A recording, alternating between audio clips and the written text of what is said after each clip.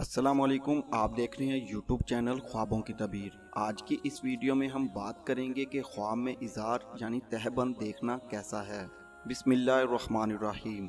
हज़रत इब्न सिरीन रहमतुल्लाह अलैह ने फरमाया है कि ख्वाब में इज़ार औरत है। अगर ख्वाब में देखे कि तहबंद बंधा है तो दलील है कि औरत लाएगा या कनीज़ खरीदेगा, और अगर देखे कि इज़ार यानी तहबंद ज़ाया हो गया है तो दलील है कि वो औरत से जुदा हुए, और अगर देखे कि इज़ार फट गया है तो औरत के नुकसान और ऐब की दलील है, और अगर देखे कि इज़ार आग में जल गया है तो आफत और औरत की बीमारी की दलील है। हज़रत जाबर मगरबी रहमतुल्लाह अलैह ने फरमाया है कि अगर कोई देखे कि उसका तहबंद सूती या पश्मीने का है तो दलील है कि उसकी औरत लड़ाकी और दीनदार होगी, और अगर देखे कि इसका इज़ार पुराना और मैला है तो इसकी तवील पहले के खिलाफ है, और अगर देखे कि उसका इज़ार रेशम या अब रेशम का है तो दलील है कि उसकी औरत मुआशर और मुतकब्बर होगी।